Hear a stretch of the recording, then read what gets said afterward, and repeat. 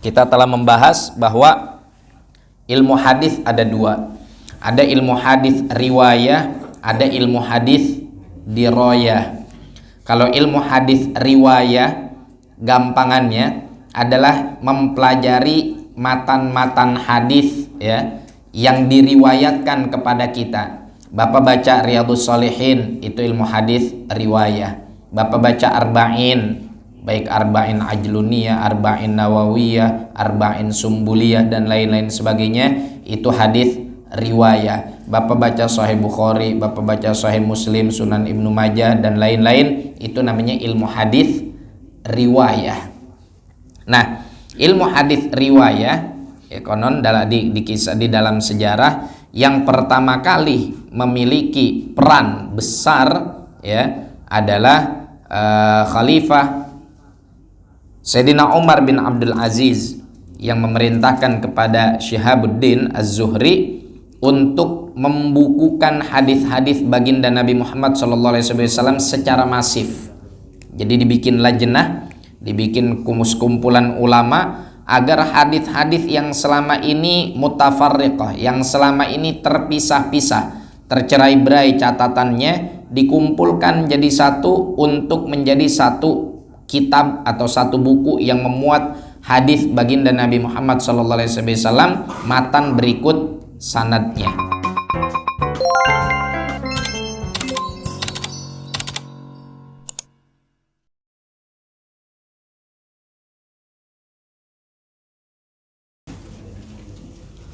Assalamualaikum warahmatullahi wabarakatuh.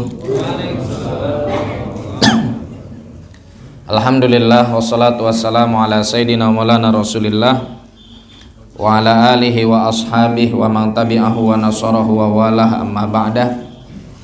Fanawina ta'alum wa ta'lim wa tadhakkur wa tadhkir wa nafa' wal intifa' wal ifadah wal istifadah wal hatha ala tamassuki bi kitabillah wa sunnati rasulih sallallahu alaihi wa alihi wa sahbihi wasallam wa du'a ilal huda wa dalalah alal khair ibtigha'a mardatillahi wa qurbihi wa thawabihi. Subhanaka la ilma lana illa ma 'allamtana innaka antal alimul hakim wa la haula wa la quwata illa billahil aliyil azim. Allahumma inna na'udzubika min ilmin la yanfa', qalbin la yakhsha, wa nafsin la tashba', wa 'ainin la tadma', wa malin la turfa', wa min du'ain la yustajabu laha bi rahmatika ya arhamar rahimin. Allahumma inna nas'aluka al-ilma ladunni wal mashrabas safiyal hani ya wahabu ya ghani. Hadratul mukarramin, wabil khusus guru kita Bapak Kiai Haji Ma'mun Adung mata'anallahu bituli hayatih, Ketua DKM Masjid Jami Al-Barkah, Bapak Haji Khaidir, Ketua DKM Masjid Jami Ar-Rayyan, Ustaz Haji Syamsul, guru kita alhamdulillah juga hadir hari ini. Sahabat saya Ustaz Syarif Hidayatullah yang Masya Allah senyumnya bikin melek. Kita doakan semuanya mudah-mudahan senantiasa sehat walafiat. Bapak-bapak, ibu-ibu, kaum muslimin wal muslimat, hani'an lakum ya, bersyukurlah kepada Allah Subhanahu wa taala di 10 hari pertama di bulan Dzulhijjah ini, di mana ketika Allah berfirman wal fajr wal layalin ashr, demi waktu fajar dan demi malam-malam yang 10. Kata para ulama tafsir atau dijelaskan dalam ulumul Quran bahwasanya Allah Subhanahu wa taala tidak akan menjadikan makhluknya sebagai media qasamnya atau sebagai media sumpahnya, melainkan karena di dalamnya terdapat keistimewaan pada makhluk tersebut.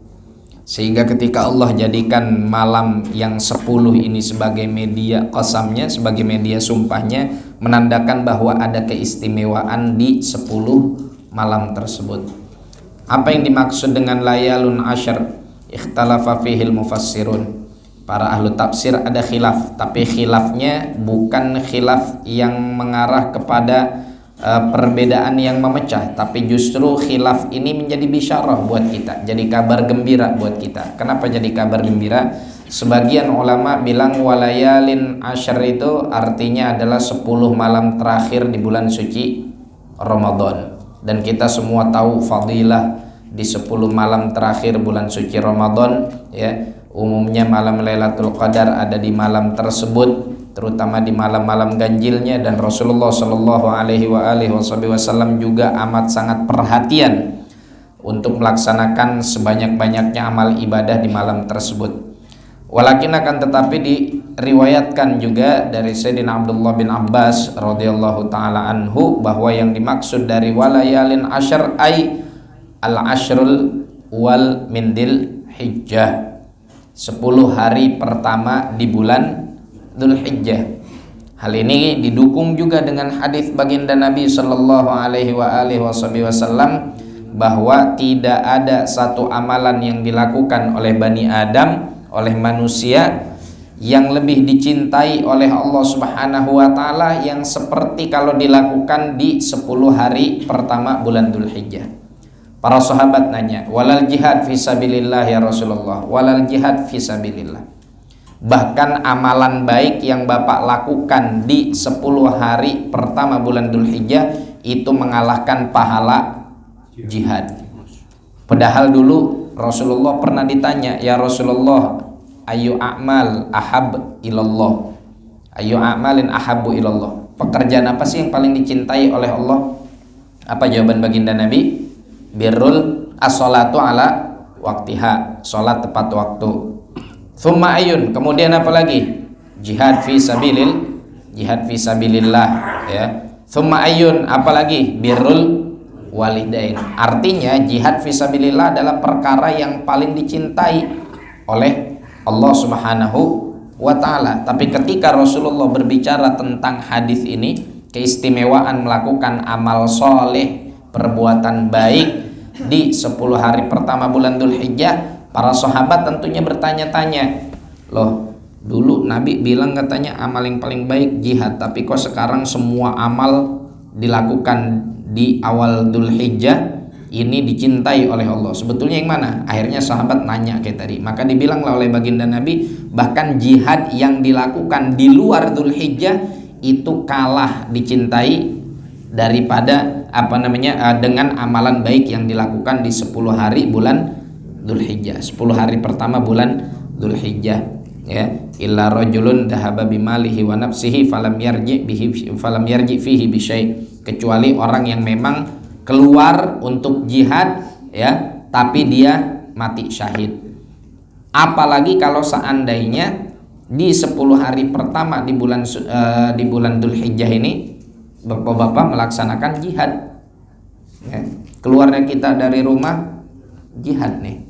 Man kharaja fi talabil ilmi fahuwa fi sabilillahi hatta yarji'a, ya. Barang siapa yang keluar menuntut ilmu, maka dia berada di jalan Allah Subhanahu wa ta'ala. Dan kita tidak mempersempit makna jihad, ya. Bahkan kalau seandainya jihad hanya sebatas mengangkat pedang untuk berperang, tentunya dulu para ulama nggak akan ada yang i'tikaf untuk mengajarkan ilmu. Di zaman Sayyidina Imam Ghazali radhiyallahu taala anhu, apa yang terjadi? Kaum muslimin diserang oleh pasukan Tartar. Tapi Sayyidina Imam Ghazali nggak keluar ikut jihad dengan pedang. Beliau jihad dengan penaknya di menara Masjid Bani Umawi di kota Damaskus, ngarang Ihya kurang lebih 10 tahun.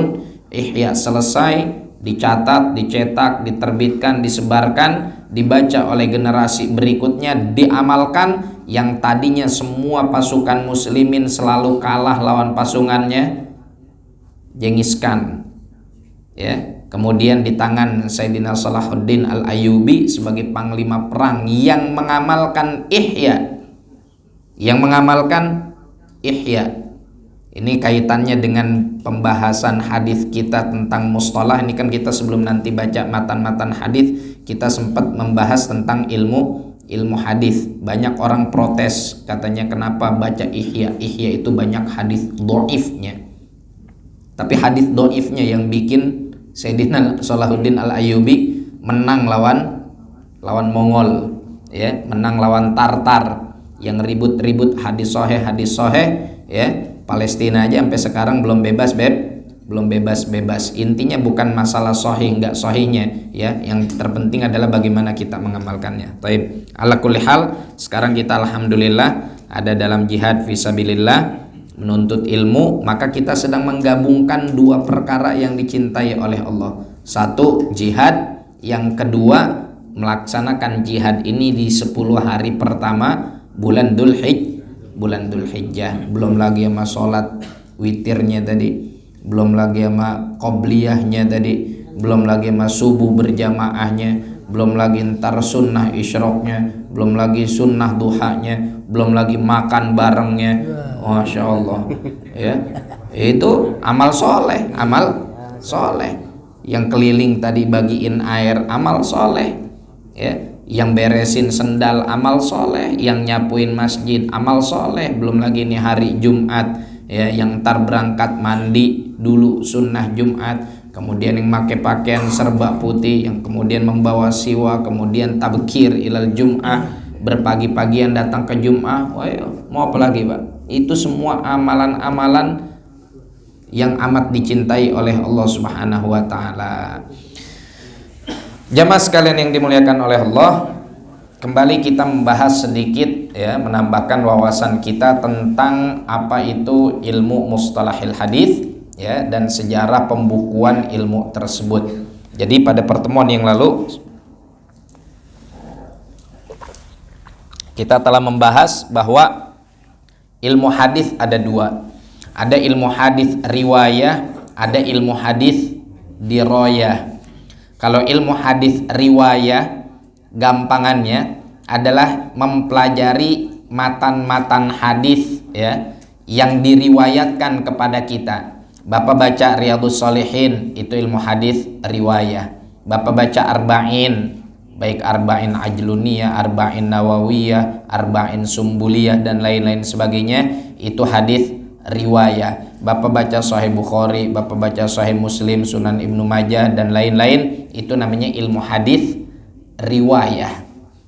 Nah, ilmu hadis riwayah, ya, konon di kisah di dalam sejarah yang pertama kali memiliki peran besar, ya, adalah Khalifah Sayyidina Umar bin Abdul Aziz yang memerintahkan kepada Syihabuddin Az-Zuhri untuk membukukan hadis-hadis baginda Nabi Muhammad SAW secara masif.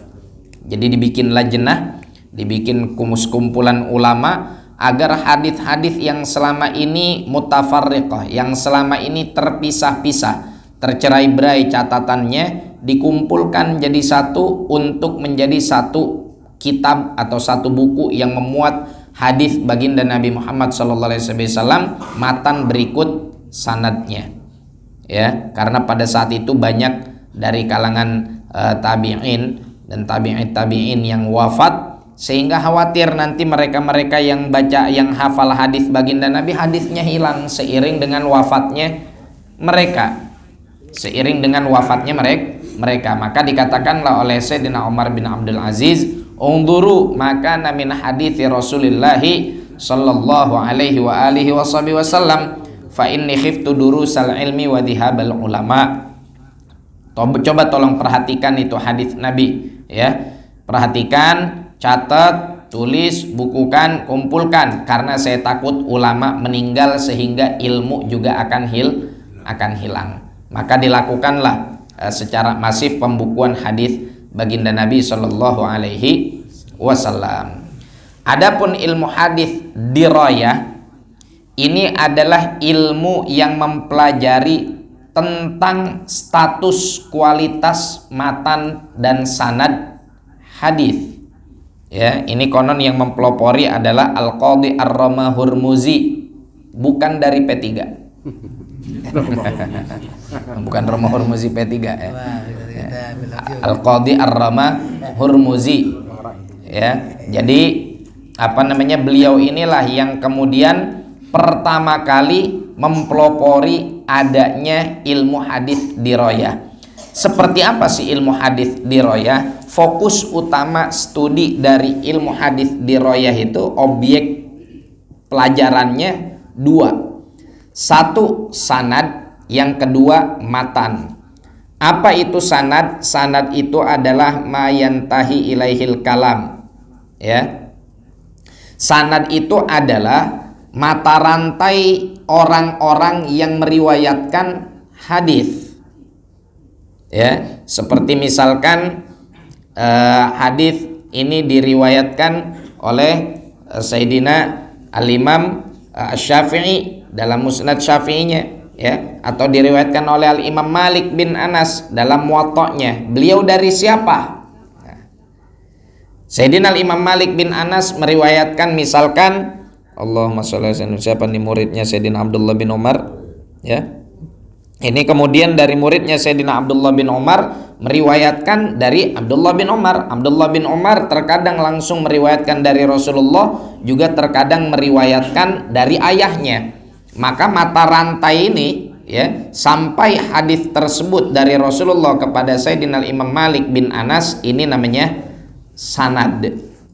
Namanya sanad. Catat Pak, lumayan ada door prize. Ntar kalau soalnya ditanya apa itu sanad, nah, kan bisa jawab lumayan, karena katanya hadiahnya Apple Malang. Apple Malang, ya, Apple-nya nggak ada, tinggal Malangnya doang. Nggak bisa jawab, akhirnya Malang, nggak dapat hadiah.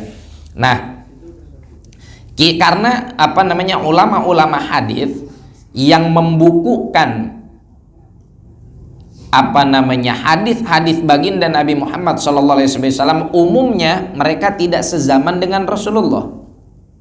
Ya, Al-Imam Al-Bukhari yang nggak sezaman dengan Nabi, jauh. Al-Imam Malik bin Anas pun demikian, nggak sezaman dengan Rasulullah. Al-Imam Syafi'i, Al-Imam Ahmad bin Hanbal, semuanya nggak sezaman dengan baginda Nabi Muhammad SAW. Ya, nggak sezaman. Sehingga karena nggak sezaman itu, maka kita harus mampu mengidentifikasi hadis ini sampai kepada Al-Imam Malik ini lewat siapa. Dia ini tahu kalau ini hadis Rasulullah, dengarnya dari siapa, ya. Maka disinilah dipelajari. Nah, sanad ini yang dipelajari berarti adalah pribadi atau personal atau individu setiap orang yang meriwayatkan hadis. Ya, jadi di dalam ilmu hadis itu setiap orang yang tercatat namanya bahwa dia meriwayatkan hadis itu dipelajari, Pak. Dipelajari dalam ilmu namanya ilmu jarah wa ta'dil. Jarah itu sebetulnya asal katanya melukai. Ta'dil itu artinya menganggap bagus, ya. Jadi jarah ini artinya adalah, oh, kalau satu orang perawi kena jarah, berarti ini dia adalah perawi yang bermusolah, bermasalah.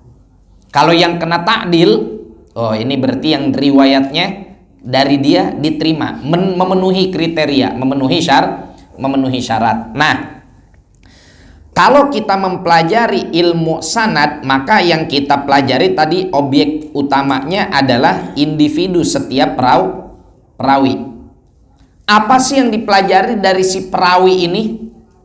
Yang dipelajari dari si perawi tersebut banyak sekali materinya. Yang pasti pertama, kepribadiannya. Dilihat akhlaknya, dilihat apa namanya kedisiplinannya terhadap aturan agama, dilihat kemampuan nalarnya, dilihat kemampuan hafalannya, dilihat tanggal wafatnya, dipelajari namanya, dicatat kunyahnya, dicatat guru-gurunya, sehingga ada namanya ilmu ad-dhabt. Kemudian ada namanya ilmu asma'ir rijal, ya, atau al-asma wal kuna, ya, nama dan juga kunyah. Kunyah itu yang ada abunya. Ini orang meriwayatkan hadis dari seorang namanya Abu Hurairah. Siapa ini Abu Hurairah? Harus ketahuan, ya, karena atau misalkan orang meriwayatkan hadis an Abi Hafsin, dari Abu Hafs. Siapa ini Abu Hafs? Bapaknya si Hafs. Siapa nama aslinya? Harus teridentifikasi.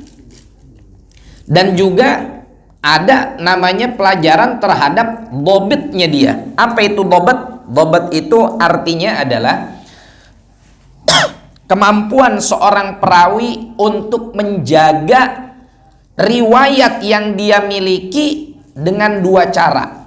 Satu dengan hafalan, yang kedua dengan catatan.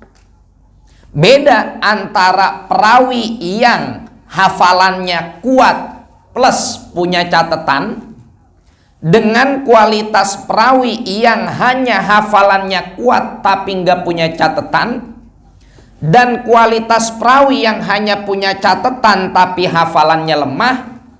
Yang paling bawah kita, hafalannya jelek, catatannya nggak ada. Model nguping. Ya. Ini beda kualitasnya, Pak. Semakin dia memenuhi kriteria tersebut, maka perawi ini disebut perawi yang tamma dhabtuh. Ketelitian dia untuk mengarsipkan hafalan dia itu sempurna. Kenapa? Ditanya bukunya dia punya, ditanya hafalannya dia mampu. Ya, namanya dhabt fis sudur, itu hafalan, dan dhabt fis sutur, itu mengarsipkan hafalan dia dalam buku. Ya. Nah, ini secara umum itu yang akan dipelajari, sehingga nanti ketika masuk ke dalam kitab-kitab jarh wa ta'dil yang sudah dituliskan oleh para ulama, ketika disebut nama misalkan masruk, atau disebut seorang nama perawi namanya musaddad, atau disebut seorang nama perawi misalkan namanya adalah Malik bin Anas, dilihat tuh, oh Malik bin Anas, kebet kitabnya, Masya Allah, tamam dobetnya, hafalannya kuat, dan itu dites sama ulama, dan tesnya nggak nerima sogokan, Pak. Asli.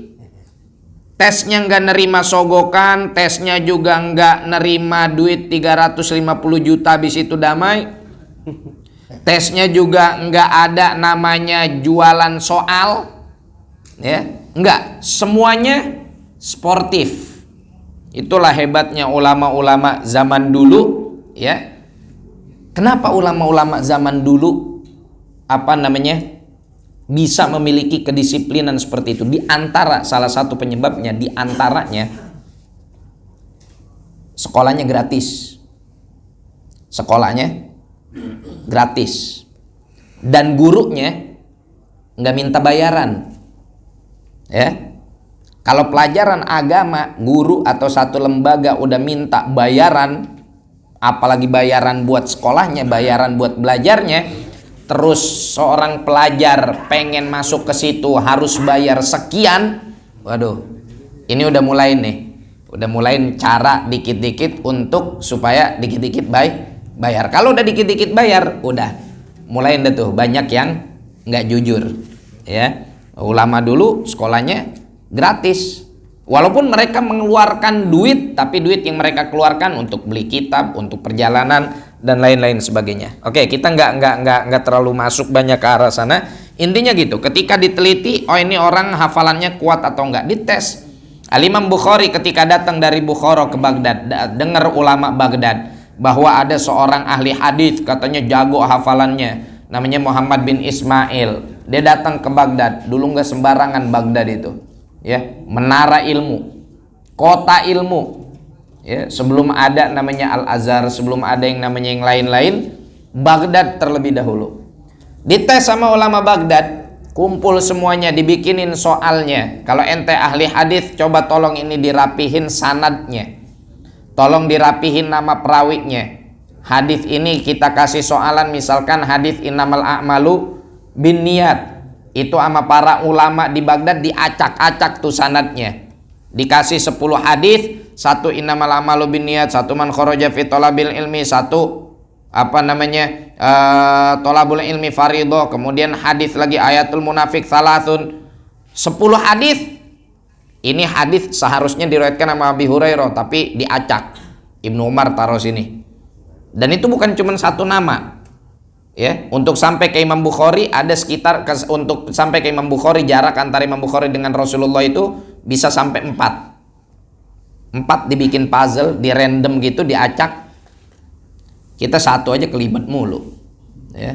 Kita sering ketukar antara Abdullah bin Umar atau antara Umar bin Khattab dengan Amr bin As misalkan. Kita sering bolak-balik. Ini enggak. Sama Imam Bukhari dirapihin, dipretelin, ditempatkan sesuai dengan tempatnya. Jadi gitu cara ulama dulu ngetes ini dari bobotnya, ya, dari ketelitiannya. Yang kedua dites apanya? Adalahnya. Apa itu adalah? Al-istiqomah fid din wal muru'ah. Keistiqomahan dia dalam menjalankan aturan agama dan juga di dalam etika. Ya, seperti yang dikatakan oleh Sayyidina Imam Bukhari, saya itu nggak akan nerima hadis yang diriwayatkan oleh orang yang kencingnya sambil berdiri. Jadi kalau ada orang kencingnya sambil berdiri, nah udah nggak bakal jadi perawi, nggak bakal diterima hadisnya untuk masuk ke dalam hadis yang sahih, ya. Kalau ada orang bawa hadis ngaku meriwayatkan hadis, dia kencingnya sambil berdiri, langsung hadis yang diriwayatkan sama dia dhaif, ya. Berarti masjid-masjid sekarang bikin hadis pada dhaif. Ya, karena tempat kencingnya berdiri. Sampai beludah ke arah Ka'bah itu dianggap meruntuhkan akhlak seorang perawi. Kenapa? Karena Rasulullah pernah melarang di dalam hadisnya untuk berludah ke sebelah kanan dan ke arah kiblat. Dilarang sama baginda Nabi. Walaupun kata para ulama dalam hukum fikihnya, hukumnya hanya sebatas makruh. Tapi buat seorang perawi itu menjadi etika dasar dan etika utama yang harus dipegang. Akhlaknya, makannya berdiri apa enggak, kencingnya berdiri apa enggak, minumnya baca basmalah apa enggak, makannya baca basmalah apa enggak, ngamalin yang di hadis Nabi apa enggak, terus suka jalan-jalan pakai celana pendek apa enggak, ya. Iya, diteliti, Pak. Diteliti. Ibadahnya dilihat sejauh mana dia rajin sholat berjamaah. Makanya orang-orang zaman dulu, ya, saking mereka begitu ihtimamnya, begitu perhatiannya terhadap agama, menjadikan ritual-ritual keagamaan itu menjadi satu kebanggaan dan rasa sesuatu yang sangat dijaga oleh mereka. Itu sampai sebegitunya diteliti. Ini dari personalnya. Nanti juga dilihat dari segi apakah antara fulan dengan fulan nyambung sanadnya. Cara taunya gimana? Dilihat tanggal wafatnya. Walaupun di sini ada khilaf perbedaan di antara para ulama hadis, bahkan antara Imam Bukhari dengan Imam Muslim juga ada perbedaan. Ya, Al-Imam Bukhari untuk setiap orang yang beliau sebutkan, yang beliau jadikan mata rantai periwayatannya di dalam kitab sahihnya, Imam Bukhari punya beberapa kitab. Yang paling terkenal adalah Al-Jami'us Sahih, ya, yang disebut dengan Sahih Bukhari. Tapi Imam Bukhari juga punya kitab lain namanya Al-Adabul Mufrad. Dan di Al-Adabul Mufrad banyak hadis yang dhaif. Ya, jadi ntar kita sampaikan lah di dalam masalah hadis dhaif, kita nggak usah terlalu gemeteran, kalem aja. Ya, kita kadang dengar hadis dhaif, oh ini hadisnya dhaif, oh ini hadisnya dhaif, oh ini hadisnya dhaif. Jainuddin, ente baru ngaji juga lewat YouTube sekali dua kali. Imam Bukhari yang ngajinya berkali-kali, dites sama ulama mana-mana, bikin kitab namanya Al-Adabul Mufrad, banyak hadis dhaifnya. Biasa-biasa aja. Situ baru timbang hijrah 2 minggu aja belagu bener. Ya. Jadi kalem aja kita. Ntar ini kita bahas di dalam masalah hadis dhaif yang seperti apa. Oke. Nah, ini sama Imam Bukhari, beliau punya syarat untuk menentukan seseorang ini sanadnya nyambung atau tidak. Cara mengidentifikasinya yang pertama, sezaman atau enggak. Ya. Misalkan kita ambil contoh sekarang nih, saya meriwayatkan hadis dari Pak Haji, siapa nama antum? Hud. Pak Haji Narto. Ya, Pak Jinarto, Pak Jiatno. Salah begitu. Jadi salah ini. Salah. Lupa. Udah lama nggak main ke rumah beliau. Dari Pak Jiatno, ya. Pak Haji Suyatno dari mana? Pak Haji Suyatno misalkan dari Pak Haji Haidir. Itu saya lihat di biografi mereka. Pak Haji Suyatno dan Pak Haji Haidir sezaman gak nih? Enggak. Loh, kok enggak? Tuan dia apa? Tuan dia. Enggak, maksudnya sezaman itu bukan tentang masalah tuaan atau mudaannya. Jadi yang dilihat bukan tanggal lahirnya, tanggal wafatnya, tahun wafatnya. Tuan dia juga. Jangan. Udah, antum udah nyiapin belum? Udah nyiapin pengganti belum? Iya. Harus siapin dulu. Harus siapin dulu. Iya. Jadi kalau misalkan ya, fulan wafat di saat fulan belum lahir, tapi kemudian ada riwayat ya, misalkan Syamsuddin meriwayatkan dari Zainuddin, karena ini kita bicara masalah mati-mati, jadi jangan yang samping kanan samping kiri dijadiin contoh. Kok ngeri sih? Mati itu keinginan para sahabat loh. Sayyidina Bilal waktu sakaratul maut dipikir istrinya, dia bakal manggil-manggil bininya, ya.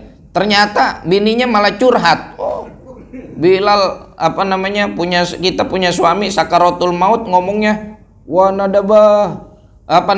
Keluarganya, begitu keluarganya pada nangis nih, bini anaknya pada nangis, wa toroba, bang jangan mati dulu bang jangan meninggal dulu bang, kita gelisah, kita sedih. Sayyidina Bilal senyum, lagi sakaratul maut senyum, jangan bilang wa toroba, tapi bilang jangan bilang wa nadabah.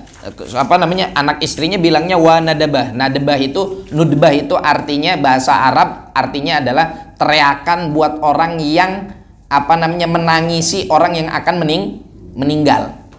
Sama Sayyidina Bilal diganti, jangan bilang wa nadabah, tapi bilang wa toroba. Torob itu artinya bahagia yang ampe gemeteran.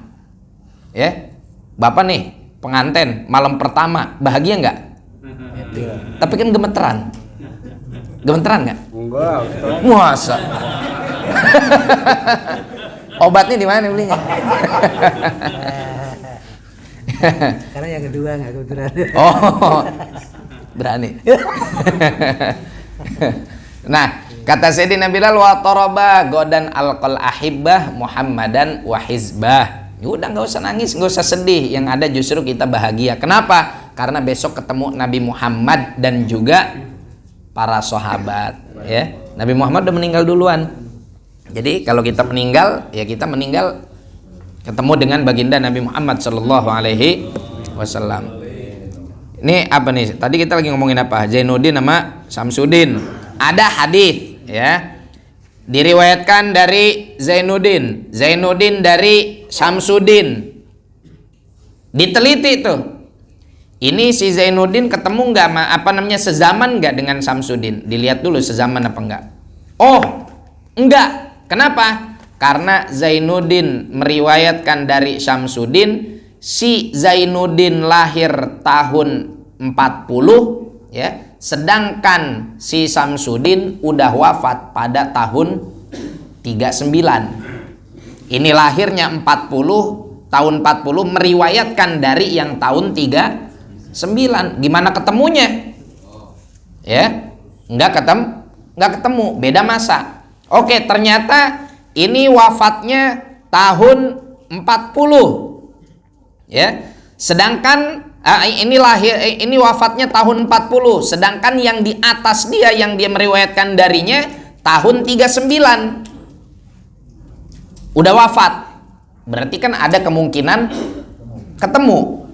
Ya, karena ini wafatnya tahun 40, si Zainuddin wafatnya tahun 40, sedangkan Syamsuddin wafatnya tahun 39.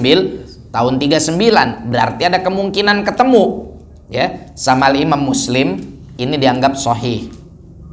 Sama Imam Muslim dianggap sahih. Kenapa? Karena beliau hanya mensyaratkan imkanul luqya, potensi pertemuan antara dua perawi selama dia masih satu zaman.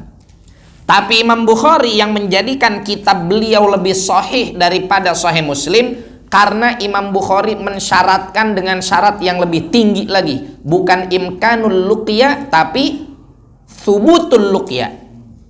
Pertemuan antara keduanya harus benar-benar terjadi, ya, harus benar-benar terjadi, bukan hanya sekedar asumsi atau kemungkinan saja, tapi emang benar-benar termaktub di dalam buku sejarah atau dari lisan ulama-ulama yang lain bahwa Zainuddin ketemu sama Syamsuddin. Ya, kalau Imam Muslim enggak, oh Zainuddin ini dari mana? Oh, dari Cilacap. Sedangkan Syamsuddin dari mana? Dari Cilacap. Sedangkan Zainuddin enggak, kalau Zainuddin mah dari Padang. Ya, itu yang main kapal Pandruik. Zainuddin dari Padang kan? Ya. Oh, ini yang satu dari Padang, yang satu dari Cilacap. Ada sejarah cerita bahwa satu waktu mereka berdua kumpul di Masjid Istiqlal misalkan. Oke, ya. Kumpul. Nah, tapi kan dalam perkumpulan tersebut apakah udah ketemu atau belum? Kan belum tentu. Sama Imam Muslim dianggap sahih. Tapi kalau Imam Bukhari enggak, harus benar-benar diinformasikan bahwa fulan dengan fulan bertemu. Kalau sudah ada konfirmasi pertemuan mereka, ya, baru kemudian dianggap sanadnya muttasil, dianggap sanadnya nyambung. Ini namanya ilmu sanad, ya. Jadi personal atau individu perawinya dibahas. Dalam hal ini adalah kualitas hafalannya, kualitas ibadahnya, kualitas akhlaknya, juga dibahas tanggal lahirnya, tanggal wafatnya, untuk memastikan pertemuan antara mereka. Ini yang dibahas di dalam ilmu sanad. Yang dibahas di dalam ilmu matan ada beberapa pembahasan, ya, seperti misalkan permasalahan rokakatul alfad, lafad yang enggak cocok keluar dari lisan baginda Nabi. Ada namanya al-idraj fil matan, ya. Rasulullah enggak ngasih matan itu, dalam hadisnya enggak ada matan itu, tapi ini tambahan dari perawi. Seperti misalkan hadis Badul Wahyi, hadis permulaan turunnya wahyu, ya. Sayyidatina Aisyah bilang wa kana yakhlu bi ghari Hira'in. Rasulullah itu berkholwat di Gua Hira, ditambahin sama perawi sebagai penjelasan wa huwa tahannutsu ay at-ta'abbudul layali dawatil adad.